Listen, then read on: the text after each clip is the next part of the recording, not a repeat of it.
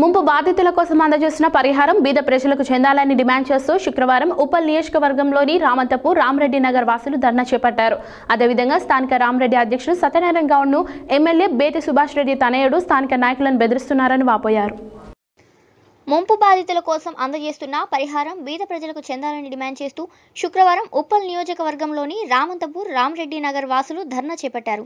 అదేవిధంగా స్థానిక నాయకులు సత్యనారాయణ గౌడ్, రామరెడ్డి నగర్ అధ్యక్షుడి స్థానిక ఎమ్మెల్యే బేతి సుభాష్ రెడ్డి తనయుడు స్థానిక నాయకులను బెదిరిస్తున్నారని వాపోయారు.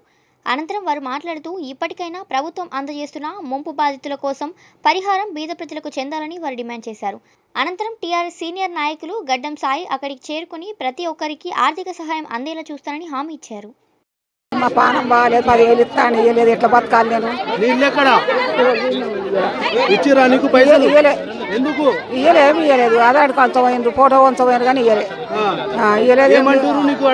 అడిగితే ఇత్తపో అంటారు అక్కడ, ఇస్తండి ఒత్తపో అంటున్నారు.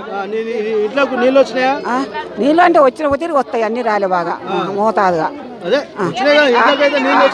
వచ్చినాయి. చెప్పండి అన్నా. కాదన్న, అందరు కూటి గతి లేకుండా కష్టం చేసుకుంటూనే ఉన్నారన్న. ఇప్పుడు మనము ఉప్పల్ నియోజకవర్గం రామంతపూర్ రామరెడ్డి నగర్లో ఉన్నాము. ఏదైతే వరద బాధితులు ఉన్నారో వాళ్లకు తక్షణ సాయం కింద సీఎం కేసీఆర్ తక్షణంగా ఇవ్వాలనేసి కోరుతుంటే ఎమ్మెల్యే మాత్రం ఇస్తలేరు అనేసి ఇక్కడ నాయకులు చెప్తున్నారు. అన్న చెప్పండి, ఏమవుతుందన్న ఇక్కడ మీకు? మాకు ఇక్కడ డబ్బులు అందట్లేదన్న. కార్పొరేట్ అనుచరులు, ఎమ్మెల్యే అనుచరులు వచ్చి ఎవరైతే ఎవరికి ఉన్నారో అవసరం ఉన్నదో వాళ్ళకి ఇస్తున్నాడు, వాళ్ళకి నచ్చిన వాళ్ళకు. బట్ ఈరోజు నిన్నటి వరకు మాత్రం ఎక్కడెక్కడ ఆధార్ కార్డు కొట్టిరో తెలియదు మాకు. ఒక ఇంట్లో ఎంక్వైరీ చేస్తే 2 ఆధార్ కార్డులు తీసుకొని 2,000 రూపాయలు ఇచ్చారంట. 2,000 ఇచ్చారు. 2 ఆధార్ కార్డులు తీసుకొని కిరాయి ఉన్న వాళ్ళకు 2,000 రూపాయలు ఇచ్చారంట. కప్పుకొని అట్లనే ఉన్నాం. చూసిన వాళ్ళకి ఉన్నారు మా గల్లీలో. వాళ్ళ ఇంట్లో అంతమందికి ఎట్లు ఇస్తారు, పక్కన వాళ్ళకి ఎట్లు ఇస్తారు? మొత్తం వాళ్ళకే పంచుకుంటా పోతే ఓనర్లు లీడర్లు వాళ్ళ ఉన్నోళ్ళ కాడికే పంచుకుంటా పోతే మరి మేమేం కావాలి? పోయేటోళ్ళందరూ సీట్ నెంబర్ 1లోకి వెళ్ళే పోవాలి.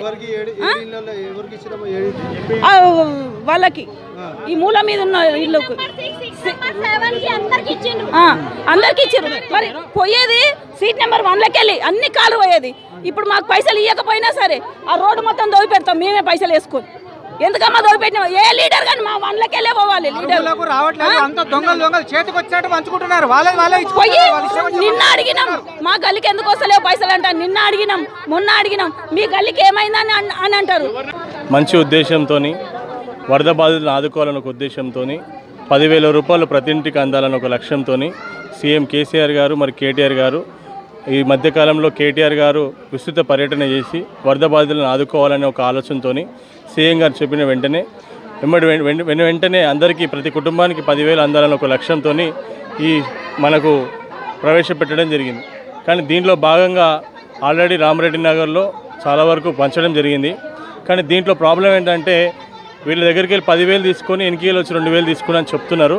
వాళ్ళు ఎవరినో మేము పట్టుకొని తప్పకుండా పోలీస్ స్టేషన్లో కూడా అప్పచెప్తాము. సీఎం కేసీఆర్ 550 కోట్లు బీదలకు చెందాలనేసి సీఎం రిలీఫ్ ఫండ్ కింద ఏదైతే వరద బాధితులు ఉన్నారో వాళ్ళకు అందజేయాలనేసి ప్రభుత్వ అధికారులను పెట్టి చేపిస్తుంటే ఇక్కడి లోకల్ లీడర్స్ వాళ్ళ